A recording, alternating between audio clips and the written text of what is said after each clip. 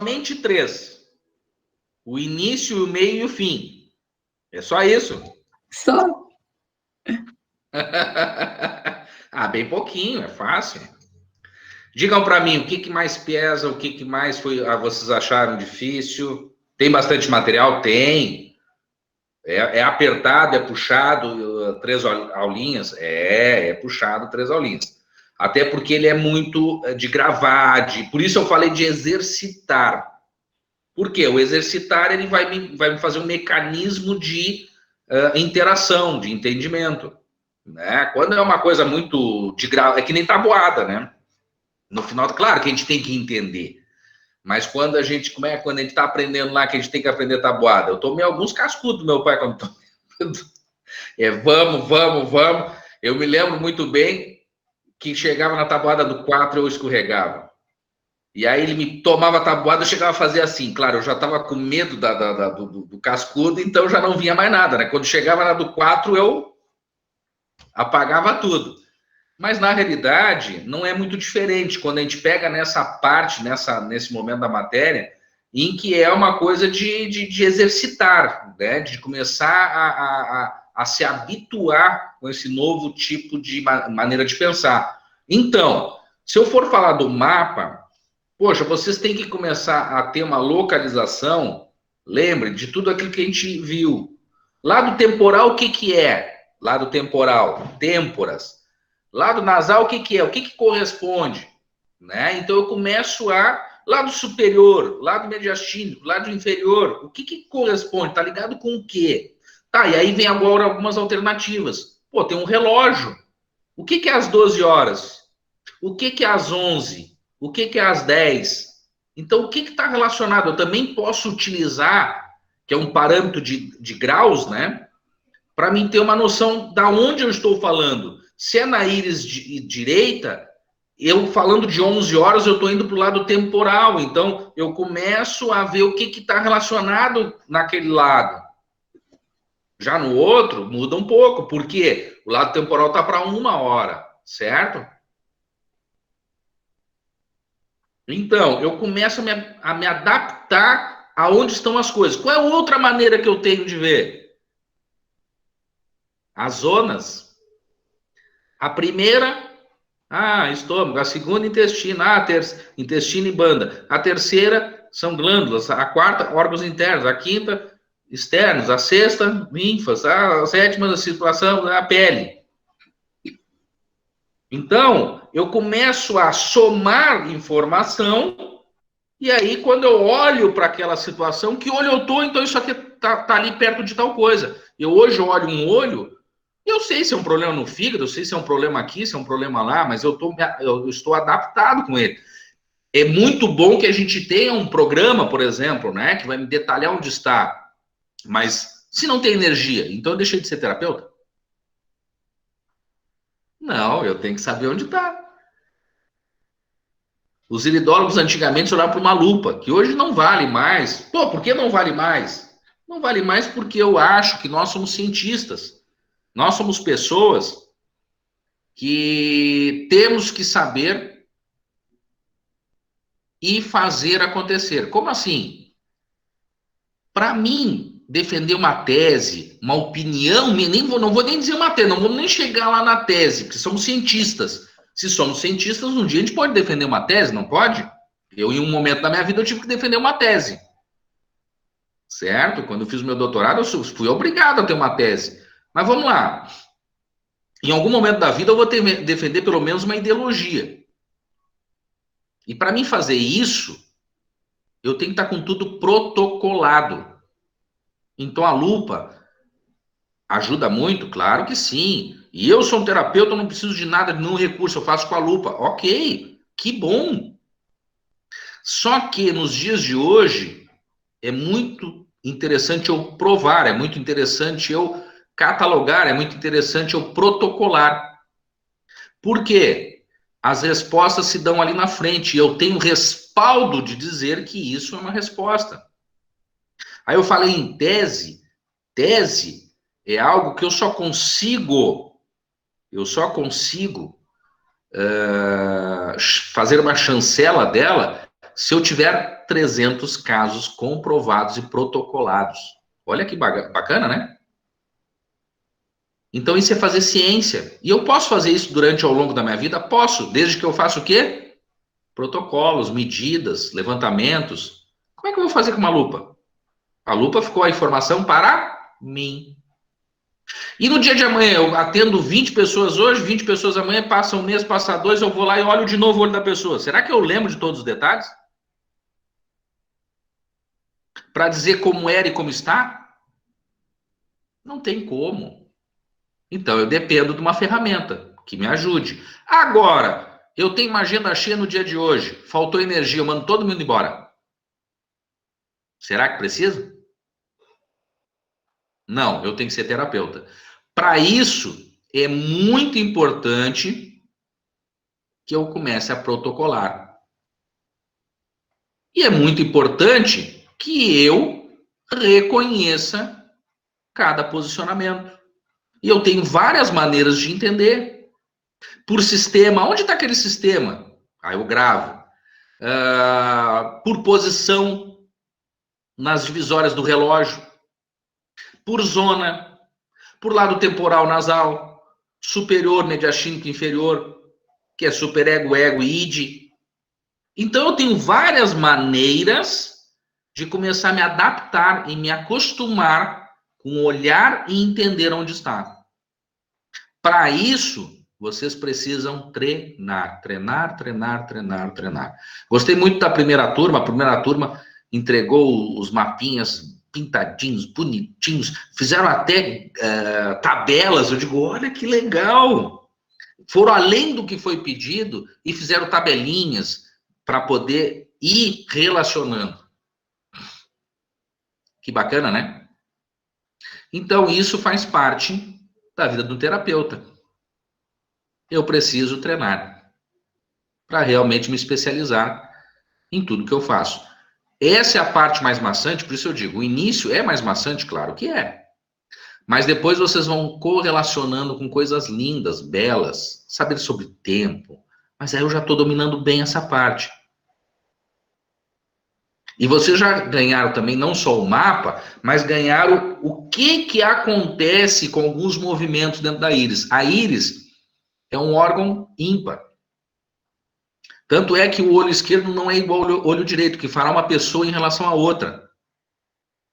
Mas eu tenho sistemas fantásticos, que é genética, epigenética e fenótipo. Onde elas estão? Genética está na orla pupilar interna, aquele primeiro anel que ficou muito bem visto numa íris que foi detalhada.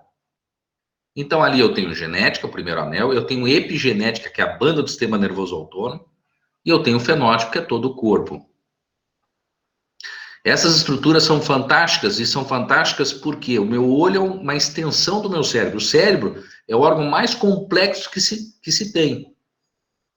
E os meus olhos são ligados com o meu cérebro, é uma extensão do cérebro. Então, ele tem estruturas que a gente consegue correlacionar com todas as necessidades que um ser humano tem. É uma ferramenta linda, bela. Eu sou sincero em te dizer, hoje eu tenho várias técnicas, tanto de entrada de informação, né? Iridologia é uma delas, mas eu sou sincero em te dizer, e depois tratamento, que temos também, mas eu sou sincero em te dizer que para toda doença psicossomática, por um exemplo, toda doença autoimune, que são 159 doenças autoimunes catalogadas até o dezembro de 2019, precisa fazer uma reciclagem, ver se com a pandemia já surgiu outras, mas a íris do olho, a microsemiótica com a sua técnica, não vou dizer a melhor, porque eu estaria sendo, mas é uma das melhores técnicas, eu vou dizer assim, tá entre as melhores técnicas do mundo, para tu conseguir trazer uma possível solução para quem está na tua frente. Porque toda doença psicossomática, toda desarmonia psicossomática, tu tens uma melhor ferramenta nas suas mãos, que é a íris do olho de alguém. Exatamente por causa dessas 3 estruturas. E vocês mais ou menos já viram, até a gente já detalhou aonde está a orla pupilar interna, a zona da zona pupilar, a banda do sistema nervoso autônomo, e assim a gente foi detalhando. Isso está lá também. E é em cima disso que todos os módulos vão acabar se atendo. Nós vamos ver logo depois a constituição que vai se somar, depois vai ver sinais, depois de sinais vai se ver, não tem bem o cronograma na mente, mas se vê o tempo que tu pode olhar na íris, quando foram os grandes motivadores da pessoa não estar bem, e assim sucessivamente. Vocês vão crescendo em conhecimento, mas hoje vocês necessitam e muito, infelizmente, treinar, porque essa parte é uma parte muito, não vou dizer decoreba, porque tem muita coisa ali que não é decoreba, tá? É associações. Eu gosto muito de dizer para quem faz matemática que a pessoa que mais se dá bem em matemática é quando ela faz associações. Quando ela faz associações. Quem faz associação se dá muito bem em matemática. Por quê? Eu vou associar um número conhecido e muitas vezes vou correlacionar com outro e chego no resultado. Então eu começo a agir com associações. Muitas vezes eu não preciso ser tão drástico, dizer assim, isso vezes isso, que multiplicado, que somado, que dividido, vai dar aquilo. Eu tenho que fazer passo a passo. Se eu fizer associações, eu chego no resultado, correto ou não? Né? Vamos brincar aqui, né? 10 mais 15. Pô, tudo bem, 25, rápido. Mas 10 mais 10 é 20. Se eu boto mais 5, 25. É uma associação. 10 mais 15, se na hora que uma pessoa pergunta, 10 mais 10 é 20. Entrou um 5 do 15, né? É 25. Associação. Então, vocês vão começando a adquirir, não é uma decoreba, mas é uma associação. Aonde está? Tem várias maneiras de eu perceber aonde está aquele local. O que está correlacionado? Aí vai começar a entrar em detalhes que vocês já viram, vocês viram anatomia e repetir, voltaram a ver o que a pupila também pode me trazer de informação. Miose, midríase. Quais são as informações que ela pode me trazer? É bacana. Como é que eu entro numa fase de desarmonia, né? Quais são as fases? A gente viu também. Eu posso olhar isso no olho? Claro. Mas quais são as fases de cura? Opa, eu posso olhar também. Por quê? Porque eu vou estar olhando fibras, profundidades de sinais. Quanto ela está marcada, escurecida ou não. Isso tudo está lá no material. Como é que eu pego isso? Lendo, estudando, mas nesse caso, principalmente, como pega mapa, eu tenho que treinar. Certo? Tá, de tudo isso que eu falei, eu passei lá, a história eu não preciso passar, que a história é uma coisa né, batida. Tá? Essa é muito mais só pesquisa mesmo e deu. Precisa decorar, se tu me perguntar como foi o cara que começou a descobrir o mapa do olho pela corujinha, pô, o nome pode ser que não venha, né? Será que eu preciso? Se eu souber, que bom. Se eu tenho memória para isso, melhor ainda. Mas isso não vai. Isso vai defender a minha fé que isso funciona, porque ela veio, não veio do nada, ela não surgiu ontem. E aí tu chega para alguém que está na tua frente, isso aqui é uma coisa nova. Não é uma coisa nova, tá lá, tem história falando sobre isso. Então ela me fortalece, né, em defender a minha fé sobre a endurologia, né, o meu conhecimento sobre ele. É uma história, ela não é feita de hoje, não fui eu que inventei. São grandes profissionais que foram dando seus passos para fazer a ciência. Ao qual eu sigo dizendo para vocês, nós somos ciência. Nós podemos ser aquilo que eles foram, dando passos para o novo, para a amplitude, para o conhecimento. A iridologia, aí num tempo atrás, só se focava muito no físico. Hoje, nós temos uma técnica que ela abrange todo o ser.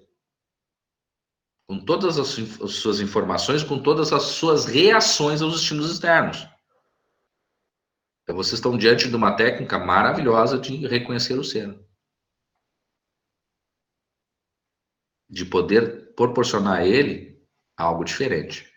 Dúvidas? Falem, perguntem. Posso até mostrar, querem passar rapidamente pelos slides? Não tem problema, posso passar aqui rapidamente. Né? Mas eu quero saber de vocês, dúvidas. Que daqui a pouco nós vamos abrir para a prova. Professor, eu tenho uma dúvida, Adriano, tudo bom? Tudo bom, Adriano? Tudo bom. Eu queria saber uma coisa, não sei se eu perdi essa parte do conteúdo, até porque eu fiquei um dia sem internet, eu olhei os vídeos depois, com relação à estrutura, por exemplo, da banda do sistema nervoso autônomo. Quando a pupila se dilata, e a mesma, os outros órgãos que tem ali na íris do olho, quando ela se dilata, e eventualmente a gente vê que ela pode se dilatar bastante, ocorre uma mudança, por exemplo, assim, na leitura, se eu for fazer uma leitura da íris dos outros órgãos, por exemplo, a banda do sistema nervoso autônomo, ela se modifica, ela acompanha a dilatação da pupila? Ela vai ter uma contração, ela vai ter uma contração, ela vai diminuir o espaço, a zona entre a banda e a pupila vai ser diminuída, mas ela também aumenta, porque aquilo é um músculo e tem Sim. tecido. Se eu apertar uma borracha, ela tem um limite de ser apertada, de ser comprimida. A partir dali eu não vou comprimir mais, eu vou rebentar ela, mas comprimir não. Sim. Certo? Então existem as duas coisas.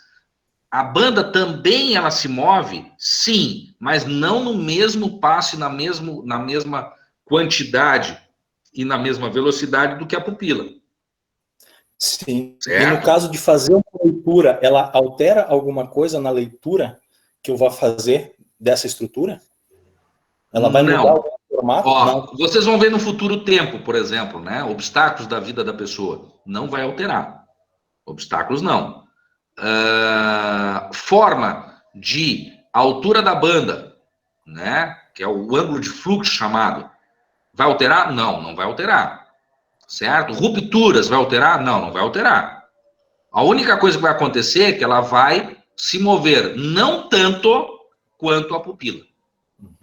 E o mesmo ocorre se a pessoa tiver submetida a psicotrópicos, medicamentos muito fortes, em que faz com que, naturalmente, com que a pupila se abra, se dilate, a minha banda ela vai ficar um pouquinho mais próxima da pupila do que o normal, mas ela também vai aumentar um pouco, porque é uma contração. Sim. Todo o tecido foi contraído, né? E para a pupila abrir, ela teve que contrair todo o resto, porque senão a pupila abria, o tamanho da minha íris também seria a mesma proporção. Daqui a pouco, se ela tivesse num estado de choque ou isso, aquilo, a pupila estaria enorme e a minha íris ocuparia toda a parte branca do olho. Sim. Então é isso que acontece, né? Então, na realidade, não. Mas, para mim ter uma excelente leitura, eu preciso submeter, porque eu vou, então, agora, fazendo o protocolo, eu vou tirar uma foto ou vou filmar, certo? Ou filmar e tirar a foto, certo? Ao passo que eu vou, para poder fazer isso, ou a foto ou a filmagem, eu tenho que introduzir luz. O que acontece com a pupila quando eu introduzo luz? Diminui.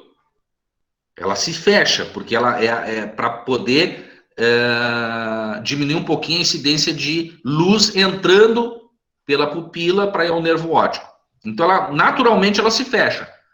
Mas, se eu permanecer com luz de 10 a 15 minutos não, desculpa, de 10 a 20 segundos, com a incidência, ela vai vir ao seu espaço natural, ao seu tamanho natural, ao tamanho ao qual ele está se relacionando com o sistema nervoso autônomo, ao sistema nervoso que ela está relacionada, ou simpático ou parasimpático, certo? Então é necessário que eu espere um pouco de tempo para tirar essa foto e aí reconhecer que isso é uma informação preciosa de como essa pessoa está com o seu sistema nervoso. Se mais voltado ao simpático, que é a agitação, que é a busca, ou parasimpático.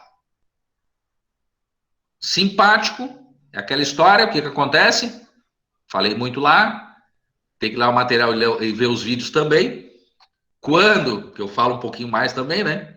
Então, quando eu estou simpático, eu quero a mim, eu busco trazer para mim informações, mas eu vou determinar se ela é importante ou não para mim depois que eu degustá-las, depois que eu interiorizar e tirá-la para fora. Então, pessoas que estão sentadas na tua frente com a pupila muito dilatada, elas vão ter que primeiro reconhecer que realmente tu é importante, senão elas não vão aderir a esse propósito. Já ao contrário, a pessoa com miose, ela está buscando fora, ela quer que tu diga alguma coisa para ela, e ela acaba se influenciando com mais facilidade. Então, detalhezinhos que vocês vão notando. Mas para que eu tenha essa precisão, se é miose ou se é midríase, eu tenho que permanecer um certo tempo. Infelizmente, incomoda um pouquinho, mas eu tenho que permanecer aí de 10 a 20 segundos até a... Então, por isso que se diz muitas vezes, tu filma primeiramente e depois tu tira a foto, porque quando tu tá filmando, tu vai notar o hipos pupilar, que é uma outra parte. E quando fixa, ela estabiliza mais a íris, então aqui eu tenho a resposta do sistema nervoso. Certo? Consegui te responder, Adriano? Conseguiu sim, é isso aí. Muito obrigado. De nada, que isso. Quem mais tem dúvidas?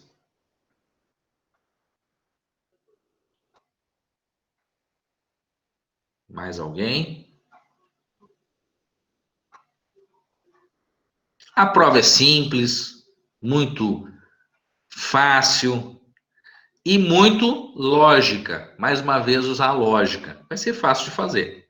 Tá? Não, ninguém está aqui para mastigar ninguém. Ninguém está aqui para fazer alguém sofrer. Não é isso que a gente quer, de maneira nenhuma. Vocês vão fazer muito rápido, são poucas questões, tá? É bem tranquilo. Olhou lá, tenho certeza que vocês vão matar a charada, é simples. Claro, tem a primeira história, tá ali, né? Parte da história e o resto que é necessário é mais importante, tá? Só para dar uns lembretes, basicamente a prova está sendo aí um remember, tá? Ponto e basta, não tem muito diferente disso. Mais perguntas, mais dúvidas? Davi, eu sei que tu chegou um pouquinho depois também, né? Começou, acho que umas 2 aulinhas depois, né? Então, deu para acompanhar um pouquinho, conseguiu voltar lá e buscar um pouquinho de informação? Deu para acompanhar sim. Eu voltei, busquei algumas informações. Eu só não sei se eu não trapacei nessa, professor. O senhor pediu para nós colorirmos o mapinha, né?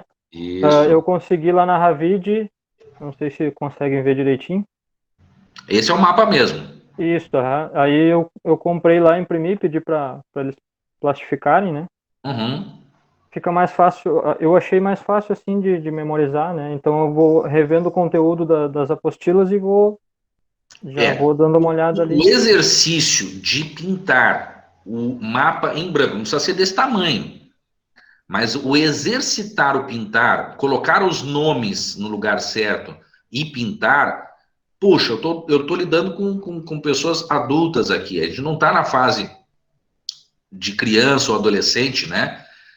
Não, porque tu tem que pintar. Tem um porquê de fazer isso, porque como eu disse aqui, pela lógica, né, e pelo exercício de colocar o nome aonde é, de pintar aonde é, eu começo a gravar. Começa a ser mais fácil. Se tu simplesmente imprime e plastifica, o que tu tem é um material de pesquisa. Quando tu precisar, tu vai a ele. Mas quando eu olho no olho, eu não tenho o mapa na minha mão. Eu tenho que olhar o olho e falar sobre a pessoa. Né? Eu posso usar o mapa, mas aí eu tenho que ter a foto. Aí eu olho a foto, olho o mapa, olho a foto, olho o mapa. Eu tenho que começar a me acostumar aonde é, e aí eu começo a interagir com muito mais facilidade com as necessidades da pessoa. reconheço com mais facilidade, com mais rapidez, aonde são os pontos mais importantes de eu notar, de eu analisar, né? De eu buscar. Certo? Então é interessante o exercício. Vai fazer parte da prova, tá? Eu coloquei aí como, ó, inicie aí, faço aí, coisa e tal. Eu acho que lá há 2 aulas atrás eu já falava, né? Mas agora ele vai entrar como exercício mesmo, tá? É muito importante essa fase, eu sei que ele é muito chato. Diria que uma das aulas que eu mais gosto de dar e mais amo é o Portal do Tempo, é o tempo, né? Mas faz parte, tudo é necessário no nosso contexto de vida. Todos os trabalhos que existem são necessários, nenhum é inferior ao outro, nada disso. E na análise da íris, da mesma forma, todas as fases de aprendizado são necessárias. Se não amanhã ou depois, é que nem aquela história, primeiro ano não é necessário, puxa vida. Mas eu vou realmente ter conhecimento lá na faculdade. Mas se eu não tiver um primeiro ano bem feito, vai começar a faltar conhecimento e um dia eu vou ser cobrado por ele. Um dia, puxa, aquilo lá eu não consegui aprender. E está me faltando agora. Professor, eu estou organizando essa atividade e eu vou postar na sala, né? Uma atividade complementar do mapa.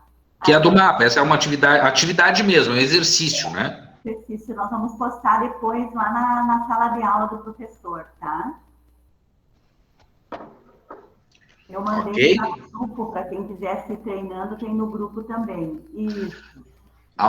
Aí, muito bem. Então, essa aí vai ser colocado os nomes e fazer as pinturas. Muito bem, Gabriela. Muito bem, Elza. A Edenir também colocou lá, né? Isso, ó. São aqueles que eu consigo ver na tela, né? A Elizabeth também já está fazendo a sua parte. Muito bem, bacana. O Davi também, ele fez a parte dele de tentar buscar. Mas eu acredito assim, quando tu exercitar aqui, eu sei que puxa, mas eu vou ter que voltar para o tempo da escola, de pintar. Mas é o exercício. Vou dizer assim, ó, depois eu de burro velho, eu vou abrir uma coisa para vocês, tá? Eu sou cristão. Mas fiz todas as fases possíveis de uma, não vou dizer qual é a religião, mas de uma religião. E tu sabe que, então, se eu sou cristão, eu confio na Bíblia, né? Vamos dizer assim, né?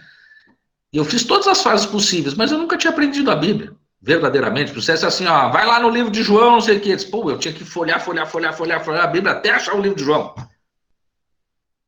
Não era automático, não era algo com fluidez. Até que alguém me puxou um dia, lá pelas tantas alguém me puxou a orelha. Pô, eu já era um cara, já pai por muitos anos e tudo mais, até que alguém me puxou a orelha. Pô, mas tu não sabe onde estão os livros da Bíblia? Eu botei o dedo na moleira, e é verdade, eu não sei mesmo. Sabe o que eu fiz? Voltei para a escolinha, cara. Como assim? Eu peguei um caderno e comecei a anotar um por um. Eu fui fazendo aquela repetição, sabe quando tu não sabe escrever uma palavra, tu começa a ler nos cadernos de caligrafia, e tu repete não sei quantas vezes. Eu fiz exatamente isso. Repeti não sei quantas vezes. Até que ficou fluido. Vamos ver lá no livro de novo. Tá ali, tá na mão. Vamos lá ver. Então, assim, ó, uma particularidade, não estou dizendo que ninguém tem que puxar o que eu sou, de maneira nenhuma, não é isso. Mas eu digo assim, foi uma dificuldade que eu tive. E se eu quero ser bom naquilo que eu estou fazendo, eu estava me propondo a aprender mais, eu estava me propondo a estudar mais sobre aquilo.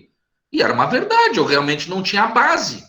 Então, eu seguia aquilo, mas eu não tinha base, uma base mais simples, que era o quê? Usar a ferramenta mais veraz, para o meu crédulo, né? Mais veraz de eu buscar as informações. Eu demorava para buscar. Até que eu fui puxar a orelha e eu digo, sabe uma coisa? Realmente vou ter que voltar para aquele tempo de botar na minha mente memorizando, botando tá. Hoje eu sei. Mas fez parte da minha vida adulta de fazer um exercício simples lá do primário. E isso me serviu muito.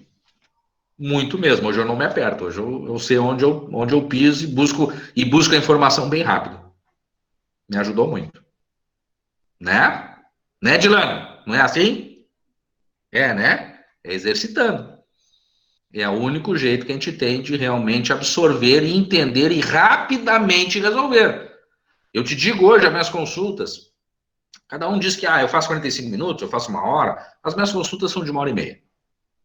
E eu não faço nenhum esforço para ser em menos tempo. Não quero, e se eu não puder viver dessa forma, então quem está errado sou eu mesmo. Eu acho que 1 hora e meia eu consigo fazer todos os estágios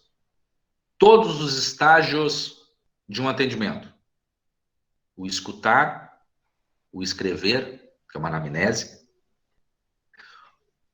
fazer a fotografia, que é o protocolo, gravá-la, analisá-la, resolver os mistérios, as grandes necessidades e formar o protocolo. E executar uma ação sobre a pessoa. Porque toda pessoa, para melhorar, ela precisa de um toque. Ela precisa que eu chegue nela e toque, seja de técnica for. Mas eu preciso tocar nessa pessoa. Mover ela. Estou com ela. Eu consigo todas essas fases com tranquilidade. Transformando essa pessoa que está na minha frente num interagente da sua melhora. Então, se eu me propus a trabalhar na área da saúde, eu me propus a resolver ou tentar ser o mais coerente possível no auxílio na melhora das pessoas. E para isso eu tenho um tempo mínimo. Eu tenho um preço para isso. Tenho. Mas o resultado é o que mais vale. A gente consegue conquistar botando metas. Mas tu demora tanto tempo para fazer a avaliação? Olha, no meu início de carreira, em que eu ainda trabalhava numa multinacional, eu atendia às noites e final de semana, quando eu estava tirando a foto, eu já sabia qual era o problema. Em 10 minutos estava resolvido a necessidade. Mas eu consegui mexer com a pessoa? Eu consegui transformar ela, que está com problema, em uma interagente da sua vida? Ah, não, eu só estou usando a técnica. Então, já desde o início eu não gostava. Porém, no início a agenda não era minha, porque eu não tinha tempo de fazer isso. Eu deixava a agenda para alguém. E essa pessoa colocava na minha agenda de meia em meia hora. Eu fiz por um tempo. Por quê? Tudo bem. Então eu estava tirando a foto, eu já estava sabendo onde era o resultado. E eu já sentava ali e já tinha que anotar e já tinha que fazer a técnica das esferinhas para completar em meia hora. Fazia? Fazia. Eu era feliz? Não. Tanto é que eu parei de fazer. Ó, não vou mais atender aí. Ou tu alarga esse tempo, ou eu não vou atender aí. E depois de um tempo eu já não fui mesmo. Então hoje, quem determina a minha agenda sou eu. Não importa se eu vou atender em Santa Catarina, que já fiz muito isso. Desde a pandemia não estou fazendo, mas até 2019 eu ainda viajava e ia para Santa Catarina atender, mas a agenda é minha. Quem determina tempo sou eu. Ah, mas eu quero botar mais. Então vamos negociar mais dias. Mas não tempo de atendimento. Quem determina sou eu. Então, o que eu estou dizendo isso para vocês? É que vocês vão começar a ter que ter o respaldo, que nem eu tinha no início, de até poder fazer em 10 minutos. Por quê? Porque ao passo que eu já sei, eu tenho rapidez de olhar e entender onde estão as principais necessidades da pessoa, eu agora tenho o maior tempo do mundo para transformá-la em interagente. E isso só se dá com treino. Treinar, treinar, treinar. Que nem eu fiz lá, escrever até. Faz parte. Tá, pessoal? Faz parte. Mais alguma pergunta? Não, desculpe, talvez eu passei assim, não que eu não achei a atividade interessante. É interessante, eu vou fazer, vou praticar. Mas como não, eu tinha... Eu estou te comentando para usar essa situação como um fortalecimento para todos, tá? faz parte o braçal também, neste momento, faz parte do braçal. Nesse momento faz parte o braçal para mim me acostumar posicionamentos, né? Aonde estão? Fala na medula. Eu tenho que saber onde está a medula. Não, eu só fui resgatar um conteúdo que para mim estava atrasado, como tu disseste, né? Eu entrei depois, então eu imprimi as apostilas e eu fui fazendo as anotações do lado dos sistemas, ó. Por isso que eu imprimi ali para mim poder me achar mais fácil no conteúdo da apostila e ir marcando com, sabe? Mas não que eu não achei interessante a colorir, botar os nomes, claro, eu vou fazer. Isso, parabéns. Mostra a tua dedicação, até porque, por isso que eu te disse, né? Tu chegou depois, né? Começou a ter aula depois, e tá te dedicando para buscar esse atraso. Fantástico. Então, só nesse detalhe que eu diria assim, vale a pena e muito a pena, não posso obrigar ninguém, mas vale a pena e muito a pena a gente exercitar, tá? Isso dá fluidez no meu conhecimento. Mais dúvidas, mais perguntas? Mais ou menos a gente deu uma pincelada, não mostrei os slides para vocês, mas dei uma pincelada em quase tudo que se passou, ainda relacionando muito com a prova. Sem dúvidas? Tudo tranquilo? Oi, professor. Sim. Ao que se refere às 3 principais estruturas ali na pergunta da prova, eu não sei, eu me confundi, eu acho que um pouquinho. Porque eu acho que todas as questões falam de 3 estruturas bem importantes, né? Cara, eu não podia, se eu botasse uma questão com 4 estruturas, essa já estava eliminada, né? Sim. Na realidade, todas ali foram colocadas com 3 estruturas, mas tem uma que ela é a estrutura, falei agora aqui na revisão, que ela é a estrutura, são as 3 estruturas mais importantes que tem na íris. Quais são? Eu acho que é genética, epigenética e fenótipo. Então. Tá ok. Já tô dando resposta. Porque as outras estruturas são estruturas que vão te levar a algo. Sim, Então tá, ok. Eu só tava com medo de fazer confusão, mas ó, então já okay. Todo mundo já sabe, então, né? Tá bom, muito obrigada. Mais alguma dúvida? Cada um vai fazer uma pergunta da prova. Cada um faz uma, pronto. Não vale. Não vale. Adorei a ideia. Camila, fala, Camila. Nossa, eu fiz um comentário que eu adorei a ideia. Tu adorou a ideia, Ó, já dei, ninguém toma 0 aí, ó. Né? Só se a pessoa tava aí distraída, mas se não, ela não toma mais 0. Ninguém vai tomar 0. Tá? Por isso que eu digo assim, ó, é lógica. Vai lá, vocês têm tempo, pode pesquisar, né? Porque não tem como, não é uma prova presencial que tu tá lá na frente, ó, faz com que tu tenha aí, faz com que tu sabe. Não, ela acaba sendo uma prova de pesquisa. Você tem o material, o Davi mesmo aí, tá com material impresso, é só ele passar os olhos lá, ele responde todas em...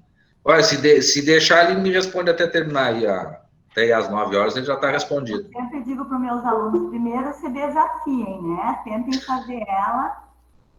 É a melhor forma possível. Vai lá e faz tudo que tu sabe. Aí, poxa, eu quero ter uma nota legal, então tá, reviso ela olhando o material, mas faça com que você aprendeu. Lógica. Basicamente, se tu notar aqui, é lógica. A primeira lógica que tu faz é de que é eliminação. E depois de aproximação da que é mais realmente importante ali. Eu tenho mais uma pergunta. Ué, tu tinha saído, agora tu voltou? Eu fui sem querer, eu fui clicar no microfone e cliquei para sair. Eu vi que apareceu para mim, a Jorge saiu da sala. Eu digo, olha só, ela foi fazer a prova, ela já perguntou o que ela precisava, pronto, ela saiu. Não, é o nervoso. Tá, a professora que fala também no início acadêmico da iridologia, né? Uhum. E quando a senhora pergunta início acadêmico, o senhor está se referindo aos estudos ao ensino. Aos estudos ou ao ensino? É o começo, porque se ouve lá na história, se ouvia falar da ideologia até lá, já vou dar a dica, até lá, não sei quantos mil anos atrás. Sim. Tem um marco acadêmico, tem um marco, um momento que algo acontece e a partir dali, então, se aprofundou coisas que já estavam se vendo, mas aí agora começou um aprofundamento daquela pessoa, mas também já levantou a outros a fazerem. Ele não foi o primeiro, não. Mas ali é um marco, né, acadêmico da ideologia. Tá. Como ciência, né? Oi?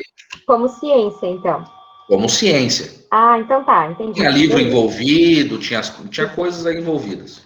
Tá ótimo, então. Entendi, obrigada.